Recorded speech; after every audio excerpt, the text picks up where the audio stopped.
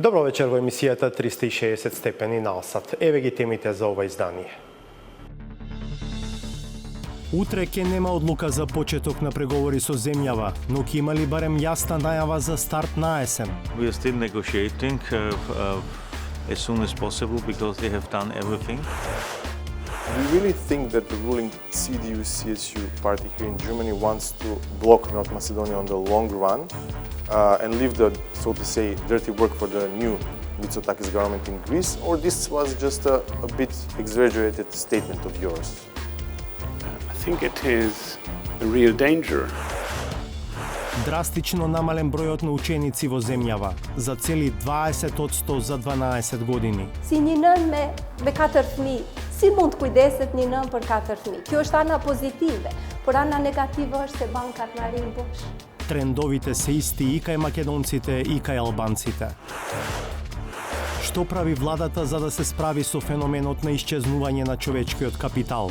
Го прашавме заменик министерот за образование Петар Атанасов. Па ние двајца тогаш не би можеле да збориме за македонската кауза. Мајка ми србинка, неговата хрватка. Како ќе збориме? Значи тоа пределба за каузата и борбата е тоа што не определува нас. Саботажа. Денеска и утре во Луксембург заседаваат министрите за надворешни работи на Европската унија. Една од темите утре ќе биде и прашањето за отворање пристапни преговори со Северна Македонија и со Албанија, како што ЕУ самата најави пред една година.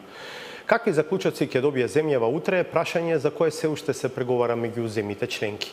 Одлука за почеток на преговори нема да има, зашто Германија ги одложи процедурите во Бундестагот за наесен. Но дали барем тоа што ќе произлезе како заеднички текст од утрешното заседание на Советот за општи работи на ЕУ ќе биде напишано на начин што нема да остави простор за ново одлагање на есен. Владимир Мирчевски. Неизвестноста какви заклучоци ќе добие земјава од Советот за општи работи на Европската унија ќе продолжи до утрешниот состанок. Амбасадорите на земјите членки попладнето во Луксембург дебатирале на оваа тема, но финалната одлука им е оставена на министрите за надворешни работи. We are still negotiating. I think I can only repeat what I have said again and again, as soon as possible, because they have done everything. And it's not only about North Macedonia, where everybody deserves it, but also as a clear signal for the whole region. If there should be a relaunch of negotiations, for instance, between Serbia and Kosovo, they need to see that a kind of investment in finding a political compromise is awarded. Otherwise, they don't have any incentives. Одлука за почеток на преговори ќе нема, пред се поради одлагањето на процедурите во германскиот Бундестаг.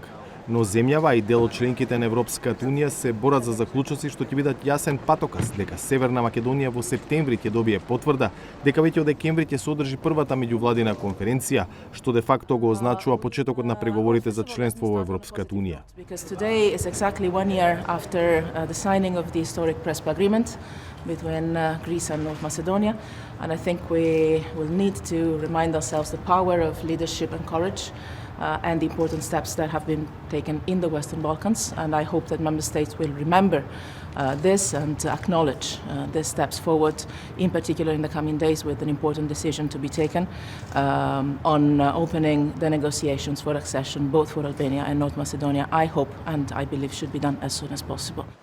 Во пресрет на утрешното министерско заседание, двоецот Могерини Хан е свесен дека одлуката ќе се носи најверојатно на есен.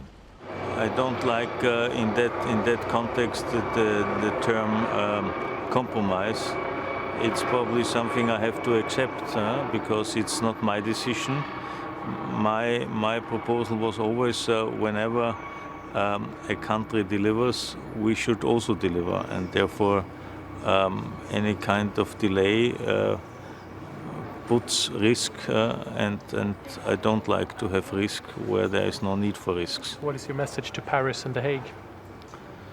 Well, my message to everybody is to understand the regional situation in its entire, so to say, perspective.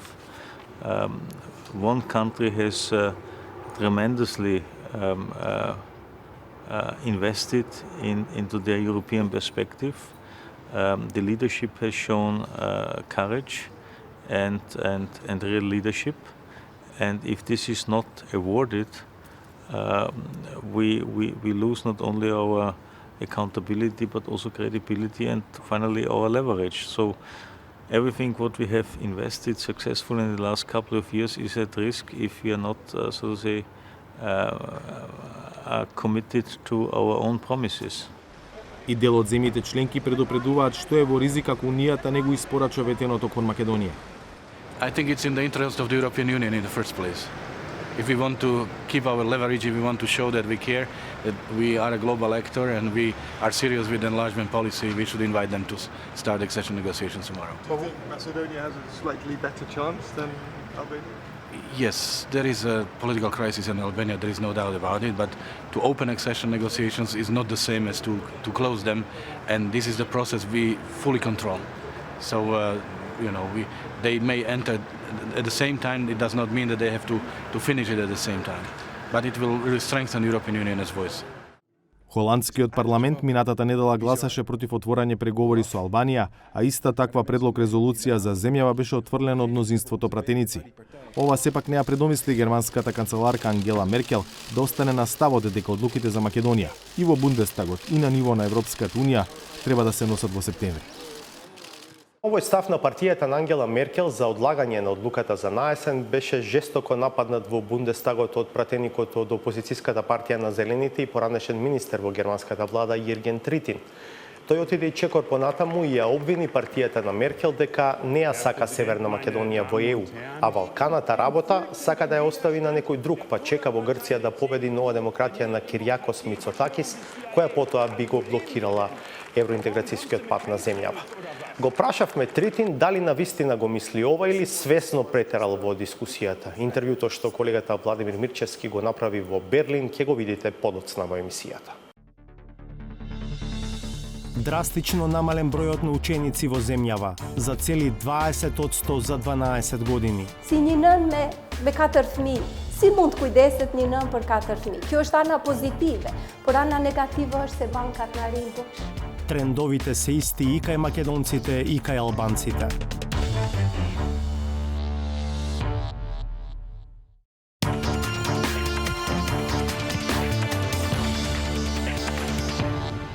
Централна тема во вечерашнава емисија е драматичното намалување на бројот на ученици во земјава. За 12 години, период што го анализираме, за цели 20%. Ги анализираме причините и последиците. Намалување има и кај двете најголеми етнички заедници, зашто типични примери се општината Липково на север, каде намалувањето е за 40%, и општината Новосело на крајниот југоисток, каде падот на бројот на ученици е уште подрастичен, повеќе од 50% за 12 години. Еве сликата од терен од Хекура на Кифи и Никола Здравковиќ.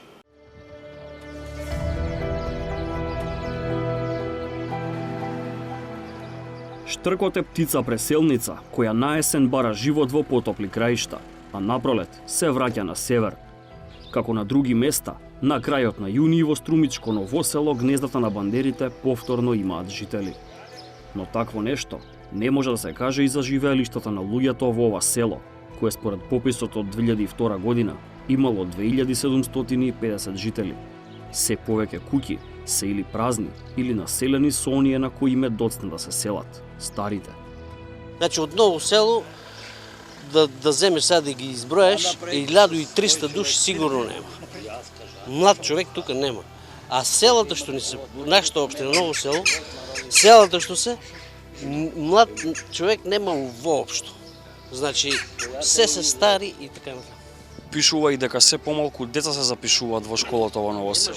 Школите се празни, значи ако има 2 деца у Мокриево или у Мокрене или у Дражево, има 4 учителки. На секоја дете по 2 учителки има. Нема ништо, сите избега народ. Народот избега. Накло, едно Ново село нема живчак. Дојде сабота, да више нема живчак. Сабота нема живчак. Сите избега устранство. Бугарска пашпорта зема и избега сите.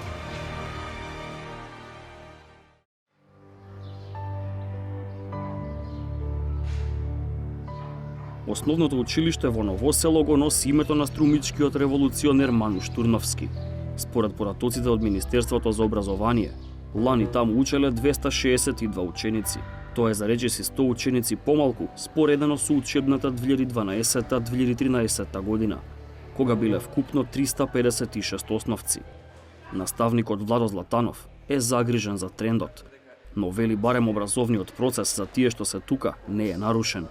Навистина впечатокот е точен за тоа што трендот на иселување во последните години е голем. Но не само во нашата општина, општо во целата држава е така. Иселувањето е неминовно, затоа што народот, луѓето сакат подобар живот. Кога говориме за деца кои што запишуваат во прво оделение, дали нивната бројка се намалува? Да, од година во година се намалува. Но сепак имаме доволно ученици за да бидат паралелките во ред. Но до кога паралелките можат да бидат во ред? Бројките на Заводот за статистика покажуваат дека во учебната 2005-2006 во општината Ново село имало 1160 основци. Во 2017-2018 има 55% помалку ученици, само 539. Градоначалникот Никола Андонов признава дека бројките се поразителни. Утеха му е што барем последните години се чини дека трендот е побавен. Точна е информацијата што имате дека континуирано секоја година се помалку и помалку деца имаме, но во последните 2 години забележуваме како тај број да се намалува. Значи, отсутството на учениците или намалувањето е помалку во споредба со изминатите 5-6 години. Причини за тоа има многу што ги знае целата јавност. Значи, една од главната причина е иселувањето на младите луѓе. Друга причина е, која е позната на сите пак во државата, имаме и многу млад свет кои не сакат да се женат. Возрастни луѓе 30-40 години. Според бројот на новороденчиња во последните години, во Ново село и нема многу причини да се биде оптимист, дека состојбата некако магично ќе се смени на подобро. Сите се свесни дека општината се празни и сите се согласни дека само економскиот развој е спас, за освен штрковите, во Ново село да почнат да се враќаат и луѓето.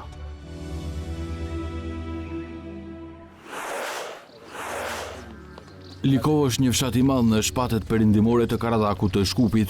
Ajo ka 2644 banor, sipas regjistrimit të vitit 2002.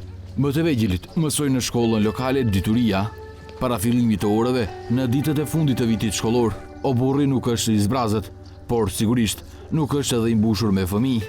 Sipas të dhënave nga Ministria e Arsimit, në vitin shkollor 2012-2013, këtu kanë mësuar 316 nxënës, ndërsa në 2017-2018 239, ose 25% më pak. Fatmirësisht gjatë këtij vitit nuk kemi kërkesa për shpërngulje të nxënësve, por kemi ardhe të 3 nxënës që na kanë ardhur nga Zvicra, do të thotë në gjysmë vjetorin e dytë. Prindi nuk ka munda që të vendosë dhe ka kthyer fëmijët në shkollën tonë. Do të thotë këtë vit mund të jemi të kënaqur sepse jemi në plus me 3 nxënës të rikthyer. Në ditën e filmimit, disa nga fëmijët i kthyen librat nga i vit shkollor. Për ta, fillon pushimi i shumëpritur i verës. Mësimdhënësi i ciklit të ulët Gazmen Ganiu, për dekada të tëra ka përcjellur ndrrimin e gjeneratave. Është e vështirë paratë se përveç semi-maturantëve, shpesh në shtator do të mungojnë fëmijët e qerë më të vegjël. Unë punoj me grupin klasor dhe i marr prej klasës 2 deri klasë 5 të përcjellit dhe me një fjalë ne po lidhemi emocionalisht, shpirtnisht me nxënësin, sepse tash nxënësat janë shumë më dashur, shumë më të lirë me arsimtarët dhe shumë më të afërt. Dhe kur po ka kësi raste, kur po largohet nxënësi, qish po ndihemi shumë keq. A janë 300, 200 ose më pak, çdo fëmijë ka të drejtë dhe shteti është i detyruar t'i ofrojë atij arsim. Por nëse zvoglohet numri i fëmijëve, është logjike të zvoglohet numri i klasave dhe mësuesve. Koordinatori për arsim në komunën e Likovës, Xhevdet Ramani, thotë se nuk ka rrezik. Ne para 4 viteve kemi bërë fizionimin e paraleleve, duke shkuar në pensione arsimtarët e ciklit ult. Kështu që prej 3 paraleleve kemi bërë në për shkolla D ose prej 4-ve 3, nuk kemi, domethënë, arsimtarë që kanë mbetën pa punë. Në nivelin e komunës, në vitin shkollor 2005-2006, kishte gjithsej 4933 nxënës në arsimin fillor. Në vitin shkollor 2017-2018, komuna kishte 2924 filloristë, është një reduktim prej 40% vetëm në 12 vjet. Në të njëjtën periudhë ka rënë edhe numri të sapolindurve, por për 10%, nga 396 në 2005 në 363 në vitin 2017. Shifrat nënkuptojnë se 30% e mbetur e fëmijëve janë të lidhur jashtë vendit, ose ndërkohë kanë lëvizur me familjet e tyre. 74 anëtarë të familjes kanë merë veç 4 pleqë. 70 janë. Ato kretë, veç ato me bo mu konë këtu, po të garantoj pinë klasën e 5 deri në 8. Mëre ka një klasë sa mushin. Pse si cëllë i ka 3-4 fëmijë. Demir Mustafa është një mësues, një prind, por edhe një person, familjet e cili tashmë është shpërndar në të gjithë Evropën. Tek ai nuk ka optimizëm që mund të bëhet më mirë. Kjo është realitet. E tash shteti duhet ndërmerr masa për ndryshe, për një kohë shumë të shkurt, 5 ose 10 vite, kemi me pas do të bashkim të shkollave. Sepse tash nuk mund të edhe të varet shumë rënja e nxënësve, më thonë krahasim se sa mund mu pa më thonë bazë 10 viteve. Për vitin e ardhshëm në shkollat e komunës së Likovës deri tani janë paraqitur 330 nxënës për klasë të parë. Ky numër ka gëzuar autoritetet pasi që është më i madh se vitin e kaluar. Por qytetarët kanë frikë se kur të vijë viti, në banka do të ketë karrike bosh, për të cilat janë paraqitur nxënës. Ништо подобра не е состојбата ни во општината Гостивар, во која намалувањето на бројот на ученици во 12-годишниот период што го анализираме вечерва е речиси 40%. За пример го избравме селото Вруток, во кое има настава и на македонски и на албански јазик. И овде трендовите се истика и двете заедници. Зоран Јовановски.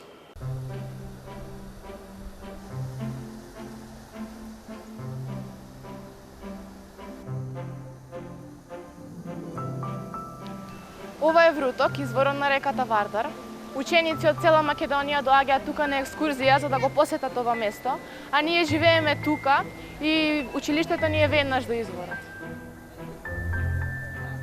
Ne të gjithë mësojmë së bashku shqiptarët e Maqedon. Dhe përpara se të shkojmë në shkollë, ne çdo herë vim dhe luajmë këtu në lumin tonë Vardar. По прошетката, учениците одат кон основното училиште Лирија, кое е на 1 минута од изворот. Иако групата изгледа како помал клас, ова се речиси 1/3 од вкупниот број ученици од 1 до 9 оделение.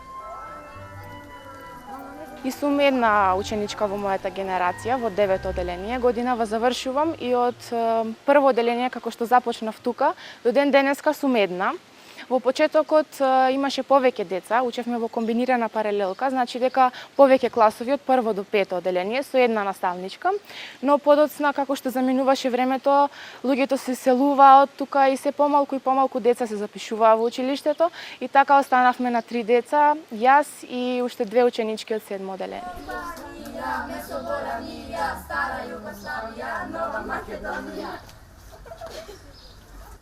Në klasën tonë, që nga klasa e pare deri më sot, klasa e 8, jemi vetëm 5 veta.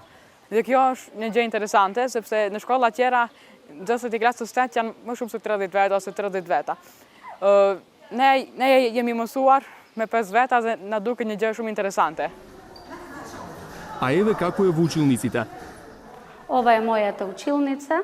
Овие дечиња тука се второ одделение, вкупно 2 имам. Овие 2 девојчиња, трето. Тука имам 5 одделение и плюс едно што е одсутно, вкупно 6 дечиња. Наставничката Фатмире Абдиу е од реканското село Јанче, а веќе 24 години работи во училиштето во Вруток и предава во комбинирана паралелка на македонски наставен јазик. Ние можеме, например, во тие 45 минути порано, па сега е скратен 40 минути, ние можеме, например, на тој ученик еднен во пето, неколку пати да го прашам, да му помогнам како во приватно училиште да се наоѓаме.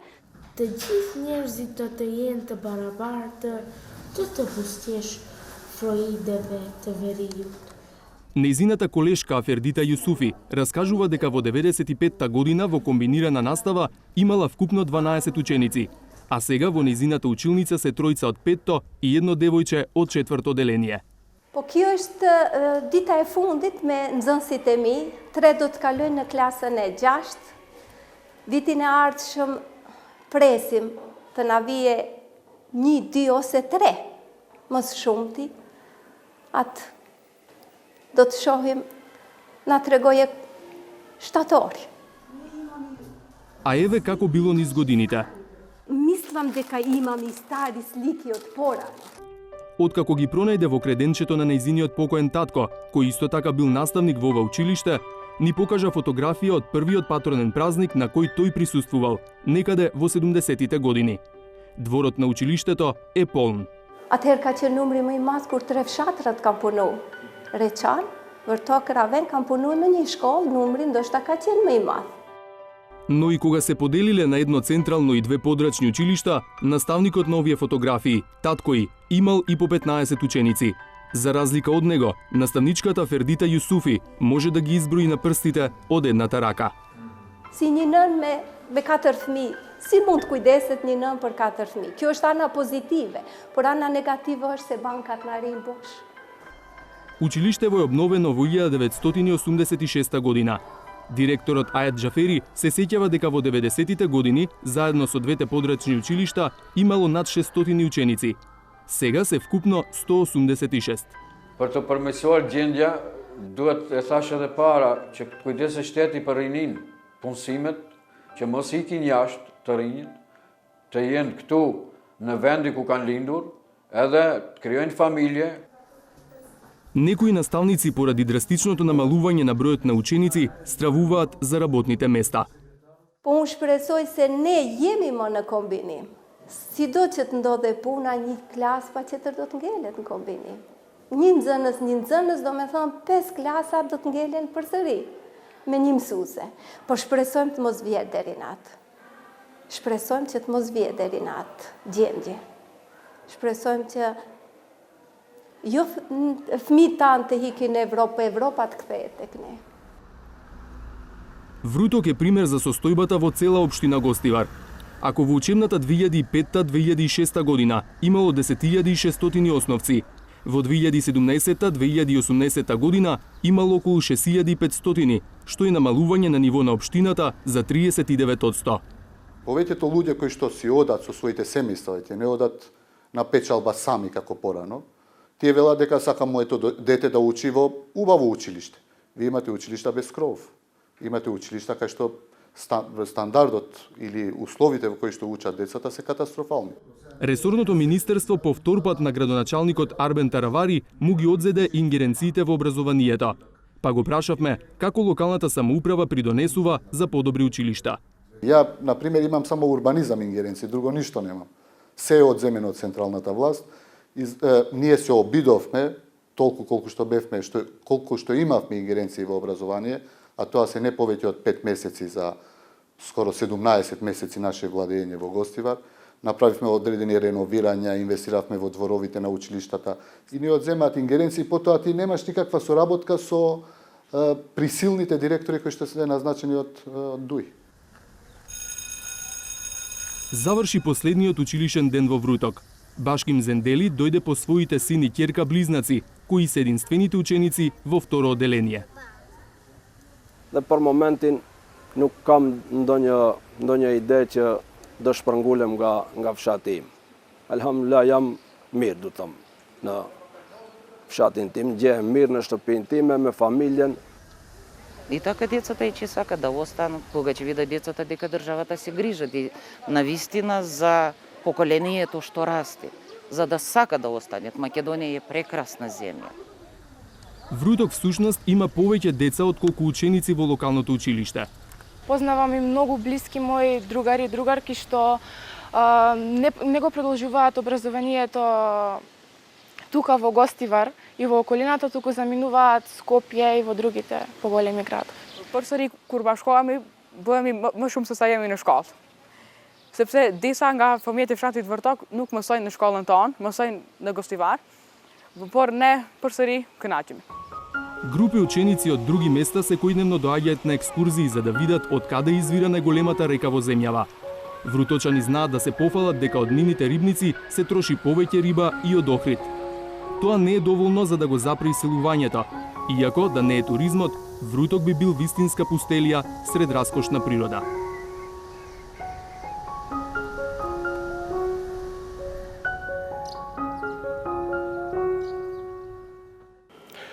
Ова е сликата од терен, од 3 општини во кои феноменот за кој вечерва зборуваме е особено нагласен. Што велат сумираните податоци за трендовите на ниво на целата држава? Од Александар Димитриевски. За само 3 години бројот на ново запишани превачања во Македонија е намален за 2500. Расте трендот на иселување на граѓаните од источниот дел на земјата. Според броевите кои ги поседуваме од матичната служба, родени деца во 2010 година имало 930, но од нив се запишале само 300. Намалениот број е поради тоа што има миграција од град во град и од град надвор од друга држава. Погубните политики на Никола Груевски ги натераа младите да ја напуштат Македонија. Изминативе денови, недели и месеци сведоци сме на невиден екзодус, на невидено досега иселување од Република Македонија. Овие изјави новинарски извештаи се од последниве неколку години, но темата иселување, наталитет, број на ученици долго е присутна на ова поднебје. Иако гласна, дебатата ретко вклучува фактографија, особено по доаѓањето на власт на оваа или онаа гарнитура. Оваа сторија е токму таков обид. Да одговориме што е можно попрецизно, каде и колку се намалува бројот на учениците во една подолга временска низа. Но исто така и да споредиме колку деца би требало да се во училиште според матичните книги, а колку навистина завршуваат во училишните клупи во земјава. Сумирано, податоците на Државниот завод за статистика велат дека во учебната 2005-2006 година во земјава биле запишани вкупно 235.691 ученик во основното образование. Според податоците кои 360 степени ги обезбеди од Министерството за образование, во учебната 2017-2018 година имало вкупно 188.893 основци. Или за 12 години, бројот на ученици во основно образование се намалил за околу 47.000, односно за 20%. Дали помалиот број на деца во основното образование се должи на намалениот наталитет? Со оглед на фактот дека основното образование е задолжително, споредивме дали падот на бројот на ученици е симетричен со бројот на живородени деца во соодветна генерација. Податоците од Заводот за статистика покажуваат дека во периодот 1999 до 2001 година во просек се раѓале по околу 25.000 деца годишно. Во трите години, од 2009 до 2011, годишниот просек паднал на околу 23.500 деца. Падот е значителни 6%, но е многу помал од падот од 20% на ученици во истиот период. Тоа значи дека 14% од децата се одлеале на друго место. Најлогичната претпоставка е со нивните родители во странство. Веродостојно основаа теза побаравме во деталните податоци од Министерството за образование, кој ни обезбеди детален преглед за бројот на ученици во секое основно училиште во земјава за периодот од учебната 2012-13 до 2017-18 година. Институцијата не беше во можност да ни даде такви податоци и за последната учебна година.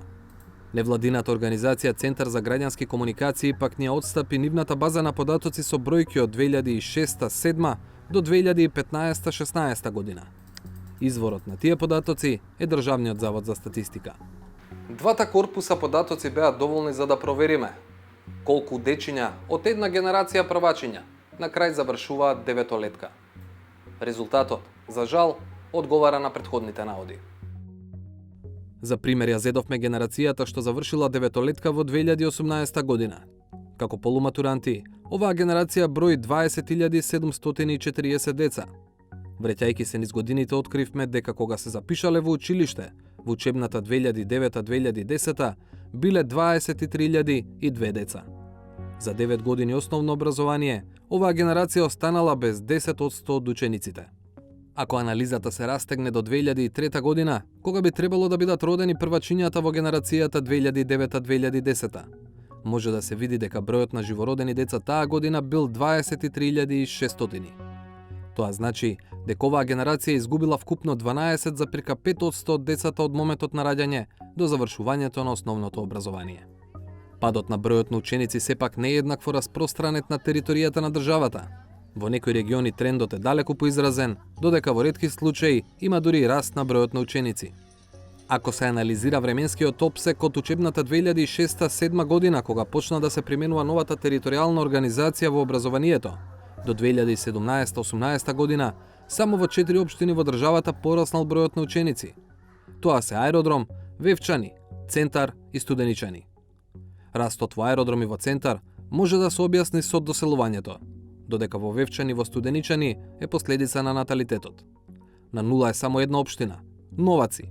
Сите останати 75 општини во државата бележат пад на бројот на ученици. На оваа мапа со светла црвена боја се општините во кои бројот на ученици се намалил до 10%.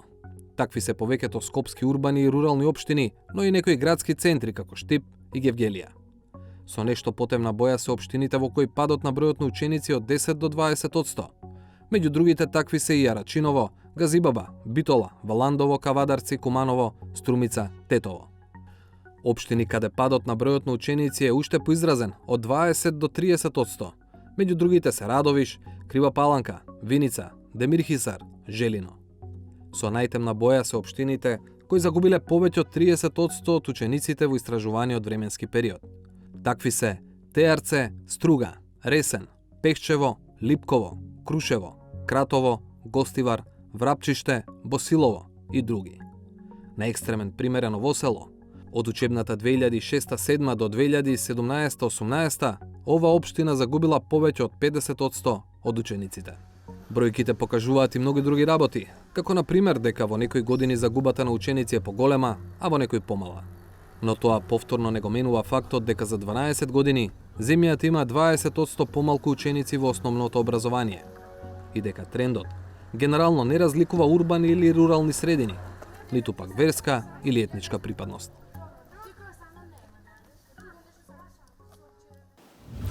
На оваа тема вечерва разговарам со заменик министерот за образование и наука Петар Атанасов. Добро вечер и добре дојдовте. Едно поради функцијата, а второ и поради вашиот академски бекграунд. Вие сте редовен професор по социологија и комуникации, што значи навистина сте релевантен соговорник на оваа тема. Се разбира дека ова не е проблем на една влада, но кога сте на власт, првата адреса на која што се поставуваат прашања секако се владата. 20% помалку ученици во период од 12 години, време во кое бројот на живородени се намалил само за 6%. Добро, само за 6 и тоа не е мало намалување, но сепак велам само за 6 за да илустрирам дека неверојатно останатиот број е број кој што отпаѓа на иселувањето. Свесна ли е владата за овие драматични трендови? Да, нашата држава влезе или е во фаза која ја поминаа Бугарија, Србија и Хрватска, или се уште траат, фаза на депопулација или на заменување на дел од населението. Кај нас спецификите се што делото отпаѓа на многу младите, оние што одат на образовни програми, на одредени студиски програми, но и на секакви усовршувања. Но секако дека значаен дел се и цели семејства, заменуваат цели семејства. Кои се причините за ова? И оваа влада и претходните влади, и идните влади ќе мора да се занимаваат со овој проблем, затоа што ова е главен проблем во општество. Иселувањето на млади семејства. Еден циклус на развој од 10 години ќе промени драстично многу. Но развој значи во сите сектори, и во образованието, и во промена на условите за доаѓање до прво работно место, и во возможување на една поквалитетна кариера, затоа што денеска на младите им се брза. И на сите воопшто. Глобализацијата ни наметна темпо да сите побрзо работиме, побрзо стануваме и побрзо живееме. Да. За да се стигне овој процес потребни се многу промени. Ќе ве прашам што прави владата конкретно на тој план, но прво ќе ве прашам ќе има ли влијание или има ли веќе влијание ова намалување на бројот на ученици во училиштата врз образовниот процес? Можно ли е некои наставници да останат без работа? Можно ли е да се затвораат училишта? Анализата на ОЕЦД покажа дека имаме неколку илјади помалку деца во изминатите неколку години во образовниот процес, но истовремено со овој процес го детектираме и проблемот на поголем број на наставници од пред 10 години, например. Значи, притисокот за вработување во образовниот сектор е огромен, голем. Од една страна, други сектори се празнат или не се атрактивни, како здравството се празни и атрактивно заменувањето тука. Но од друга страна, во образованието имаме голем притисок за вработување. Но и оние што се внатре, потребно е веројатно мерки за нивно подобро искористување, подобро позиционирање, например воведување на политики или концепти на вложување на повеќе наставници во основните образованија, каде што тандемската работа би придонела за поквалитетно образование, особено во пониските нивоа. И засега немаме никакви драконски или некои големи мерки што да се случува понатаму, иако очекуваме да во образовниот сектор почнеме да ги решаваме проблемите со вишокот на вработување. Единствено на што посериозно се размислува во однос на другиот дел од прашањето, во средното стручно образование, 2-3 држави во регионот веќе го поминаа тој не е ветинг, но процес на преиспитување на капацитетите и училиштата. Не можете да држите едно средно стручно училиште со минимум број на деца. Тоа го помина неколку држави во регионот. Веројатно тука се советите и консултациите со Брисел, да ние влеземе исто во еден таков процес, да видиме пред се дали ги трошиме ресурсите ненаменски и недомакински. Колку квалитетот на образовниот процес може да биде причина за овие трендови за кои што зборуваме, за генералните трендови на иселување, на заминување, желбата на родителите да имаат добро образование за своите деца и евентуалната нивна проценка дека тоа не го добиваат овде? Да, семејството, децата, родителите не можете да ги издвоите, тие се еден тим. Колку би влијаело? Па влијае многу, иако не е одлучувачки. Ако вие живеете во Хрватска, сте вработени во јавен сектор, имате одредена плата, ако за истото тоа работно место ви дава 3 или 4 пати поголема плата во Германија, ќе заминете во Германија, независно од квалитетот на образование во Хрватска. Но ние во образованието можеме да направиме така наречено популарно да го подобриме квалитетот. Но тоа значи дека ние треба во образовниот систем, во основното и во средното образование, не само да имаме предмети тестирање, туку да имаме, да ги учиме децата и медиумска писменост, да ги воспитуваме, да ги учиме тимски да работат, да ги научиме да сонуваат и да имаат... На вештини. На вештини, само доверба да имаат. Не може јас на постдипломски студии да добивам студенти кои никогаш во животот не застанале пред група на луѓе и не презентирале во јавен говор или пред одредена група вербално ништо. Значи не може ние да дозволиме млади да ни растат во системот на образование да не го знаат својот мајчин јазик, затоа што цела добра литература што нашата култура ја носи е на наш јазик. Не може да имаме деца кои повеќе или подобро зборат англиски јазик од домашниот или мајчиниот јазик. Но и квалитетот на образованието може да ги промени перцепциите, визиите и соништата на децата. Значи ние мораме многу повеќе и подобро да работиме со децата, за децата да им помогнеме да се најдат, да се пронајдат себе си. И како добри експерти вработени, но и како некои истражувачи можеби да вложат повеќе и така натаму. Станува збор за губење на човечки капитал. Без луѓе не може да се зборува за раст на економијата. Веќе слушаме за забелешки на дел од странските инвеститори дека не можат да дојдат до квалификувана работна сила. Овие трендови може уште повеќе да ги нагласат овие проблеми. Се согласувам со странските инвеститори и со нивните коментари околу квалитетот на средното стручно образование. Во овој момент работиме многу проекти, многу е на маса од сето тоа и веќе тргнува и тоа дуално образование, учење преку работа. Ние се обидуваме да направиме некаков ритам за подобрување на квалитетот во средното стручно образование, но сето тоа потребно е време, не оди тоа така лесно. Што се однесува до другиот дел на прашањата, работиме и на тоа. Но знаете, потребно е да се запали црвеното светло во образованието, за да можеме да направиме промени кои ќе им помогнат на младите и во начинот на живење, но и во начинот на нивните кариери. Знаете, еден експерт или стручњак 30 години профилиран е ненадомеслив, какви што се специјалистите во здравството. Но младите со завршени додипломски студии, постдипломски, е штета што не напуштаат. Но глобализацијата ги повикува и од Германија и од за Америка. Но да најдеме начин тие младите да се тука во орбитата околу нас, да одат, да доаѓаат, да пренесуваат искуства, да ги користиме ноу-хау технологиите, новите технологии, да имаме некаков контакт и комуникација со оваа наше со овие наши луѓе што и заминуваат и одат, доаѓаат. Се надеваме и на еден тренд на кој им се случува на други држави, како што е Хрватска, Грција, оние што одат па и се враќаат, затоа што животниот циклус секој сам го планира. Да, постои еден тренд на заминување, но не заминуваат сите. Многу од нив сакаат и овде да живеат и да работат. Оваа влада дојде на бранот, меѓу другото и на очекувањата дека ќе создаде услови и околности со кои што меѓу другото младите ќе останат овде. Гледавме многу родители како велеа не сакам моето дете да ја гледа својата иднина надвор, сакам да ми остане. Овде со тој мотив веројатно и многумина излегува на референдумот за името, поддржаа членство на земјата во НАТО и во Европската унија, но повторно пак впечатокот генерален сега зборуваме дека тие процеси не застана и дека продолжуваат и во мандатот на оваа влада. Накратко или фактографски ги намалуваме дисперзираните студии, го намалуваме квантитетот на сметка на квалитетот. Во овие денови во процедура е формирање или се во процедура огласи за директор на Агенцијата за квалитет. Имаме два нови одбори, одбор за акредитација и посебен одбор за евалуација. Значи во високото образование работиме на концентрација на квалитет. Истовремено процесите во средно стручно мислам дека говорат дека ние мораме децата да ги од децата да направиме некаков завршен производ на своја 17-18 годишна возраст да влезат на пазарот на трудот. Но мислам дека поголемите проблеми се наоѓаат во пониските нивоа. И тука, знаете, ги делиме стравовите и очекувањата и со родителите и семејствата. Можеме многу да направиме во образованието. Образованието не е ни прва ни последна причина, но еден концепт или циклус на развој заедно со развој и бројки на отварање на нови работни места, на подобро платени работни места.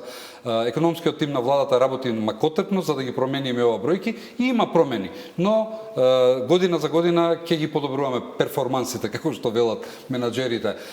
Мора многу повеќе да работиме за да ги промениме работите. Добро, се надевам дека еве и ова е еден аларм дека сепак мора многу понагласено прво да се детектира ова како проблем, е детектирано веќе, очигледно е тоа и да се работи на адресирање на овој проблем. Благодарам што вечера бевте дел 360 степени. Благодарам и на вас.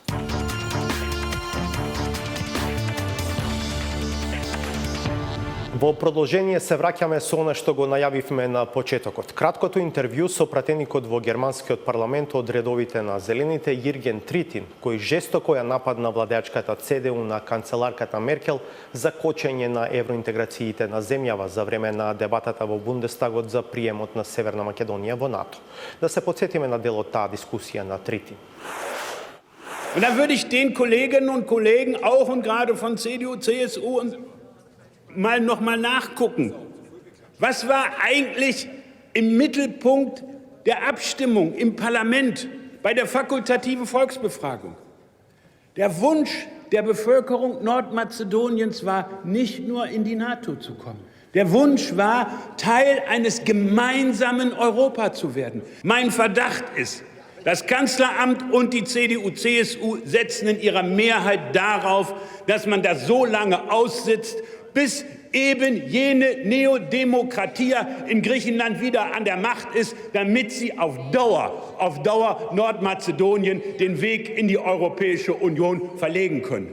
Und da sage ich Ihnen, das ist etwas, was nicht geht.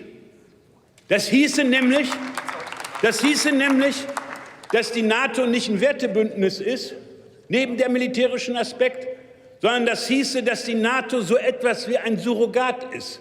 Das ist das für die Europäer zweiter Klasse. Вака дебатираше Јирген Тритин пред 10 дена. Овој настап на пратеникот од Зелените, чија партија беше втора политичка сила во Германија по неодамнешните европски избори, беше повод да го поканиме на кратко интервју со Тритин, кој воопшто не е случаен во германската политика, бидејќи од 1998 до 2005 беше министер за животна средина и нуклеарна безбедност. Во Берлин разговараше Владимир Мирчевски.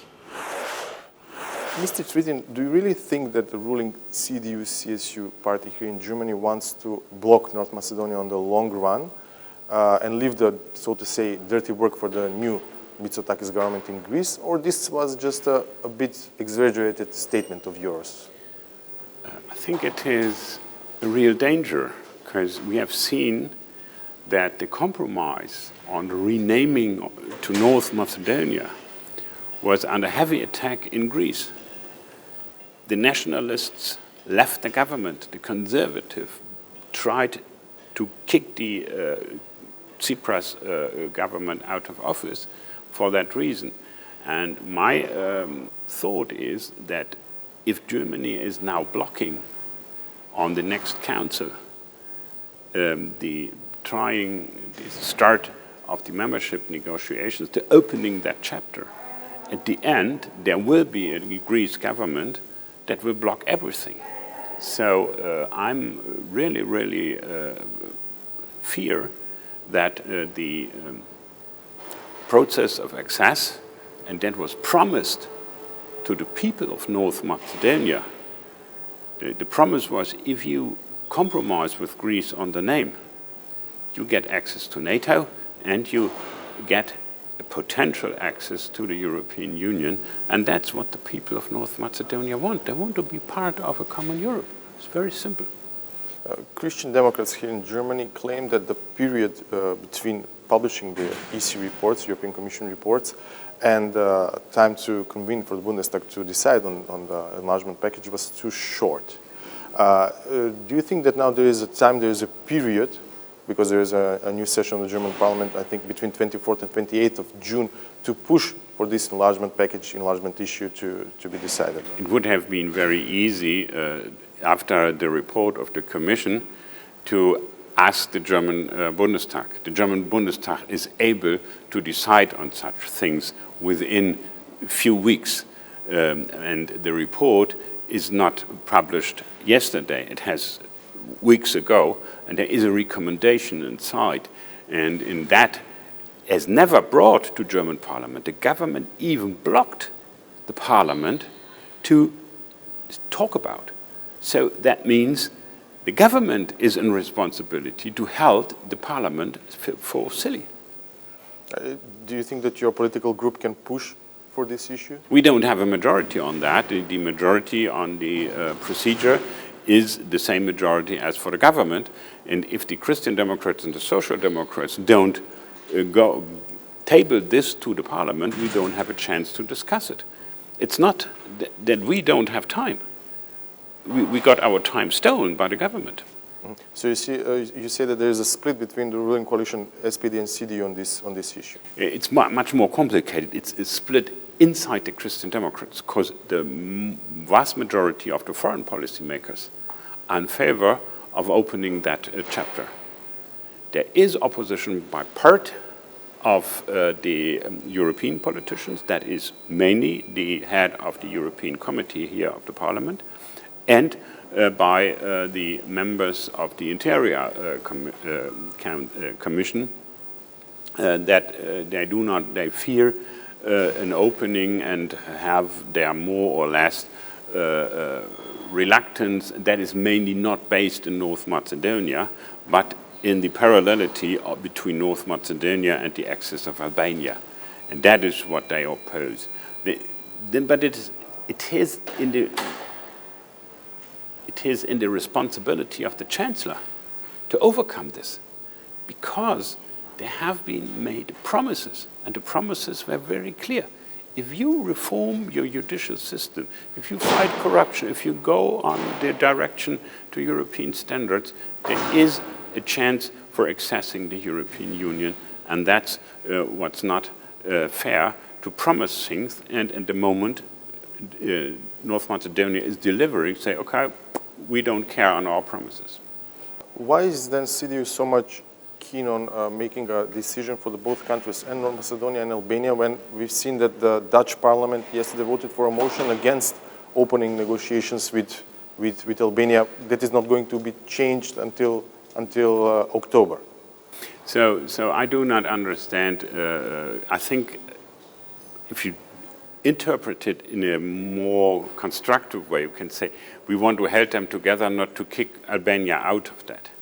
But I fear the same reasons that led to a majority in the Netherlands parliament against Albania are the same reasons that now block North Macedonia in Germany. Thank you very much. Имаме уште содржини за вечерва, по уште една пауза е саботажата. Останете на осад.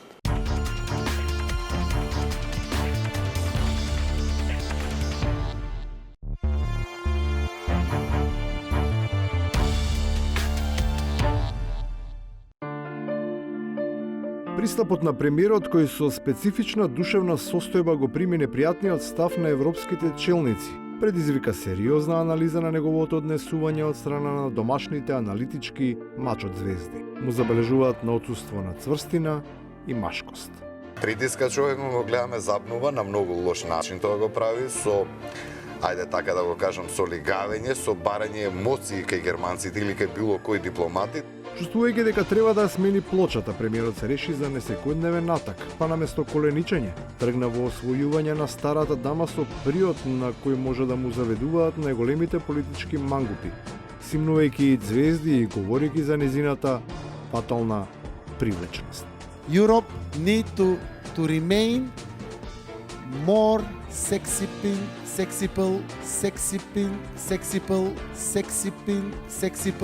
lady in the world. Таквиот период можеби ќе помине кај неа, но тој стил на додворување никако нема да успее во Македонија, каде силата на атракцијата, барем според собствените тврдења, поради презаситеност од него, сега преминувала на друго поле, кое предизвикувало толку сериозна примамливост, која според податоците дури и дневно се апдейтувала. Од ден на ден се повеќе луѓе се магнетизираат околу ВМРО-ДПМН. Оттаму веројатно и ја црпат влечната енергија оние кои тргнаа натаму па на своите политички опоненти. Со сиот респект им кажуваат дека веќе ништо не им помага, правејќи алузии со нивните кариери како со оние за хероизмот на носителите на партизанска споменица од 1946 година. Јас навистина не сакам сега со ова да се конфронтирам, затоа што генерално мислам дека ќе биде тоа битка против мртов германец. И на крајот, модерната историја допрва ќе треба да ја верификува вистинитоста на овие најави, додека актуелната и натаму ќе се занимава со утврдување на генетскиот код на личностите кои ни се толку блиски, а не оддалечуваат од соседите, наместо со нивната оставина и нивните дела. Па ние двајца тогаш не би можеле да збориме за македонската кауза. Мајка ми србинка, неговата хрватка. Како ќе збориме? Значи тоа пределба за каузата и борбата е тоа што не определува нас. Борбата е за еднината. Таа е единствената кауза која може да биде магнет на кој сите ќе се залепат. Се разбира, имајќи ја предвид незината моќ да привлекува. Сексипил.